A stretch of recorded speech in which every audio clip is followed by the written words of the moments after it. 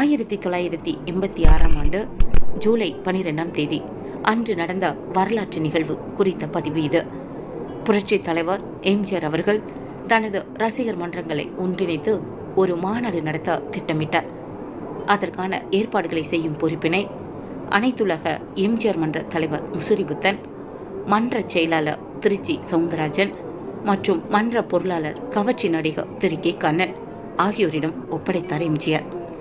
அதன்படி மதுரையில் 1986 ஜூலை 12 நடைபெற இருந்த ரசிகர் மன்ற மாநாட்டுக்கு முந்தைய தினம் இரவு இசையமைப்பாளர் சங்கர் கணேஷ் இசையமைப்பில் நடத்திய இன்னிசை கச்சேரியில் TMS, பி. சுசிலா ஆகியோர் ரசிகர்களுக்கு இரவு இசை விருந்து படைத்தனர்.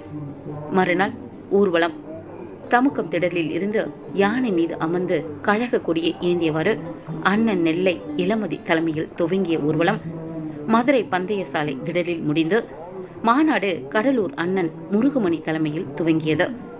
ஊர்வலத்தை தொடங்கி வைத்தவர் ஜெயலலிதா அவர்கள். அன்று மாலை மெல்லிசை மன்னர் MSV இசையில் மீண்டும் TMS, பி. சுசிலா இணைகள் ஒரு மாபெரும் இன்னிசை மழை பொழிய இவர்களுடன் இணைந்த இயற்கையும் வென தூறல் மழையை பொழிய இவ்விழாவில்தான் புரட்சி தலைவர் எம்ஜிஆர் அவர்களுக்கு 6 அடி உயரமுள்ள செங்கோலை பரிசாக வழங்கினார் ஜெயலலிதா.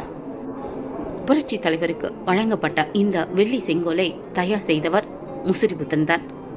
அவர் கால்கள் ஊனமானவர் என்பதால் வேறு யாராவது ஒரு முக்கிய நபரை வைத்து கொடுக்கலாம் என முடிவு செய்த நேரத்தில் செல்வி ஜெயலலிதா பெயரை நடிகர் கே கண்ணனும் திருச்சி சவுந்தரராஜனும் பரிந்துரை செய்தனர்.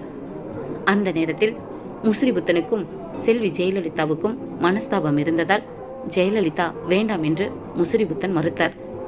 இவ்விஷயத்தை தலைவர் காதுக்கு கொண்டு சென்றார் ஜெயலலிதா.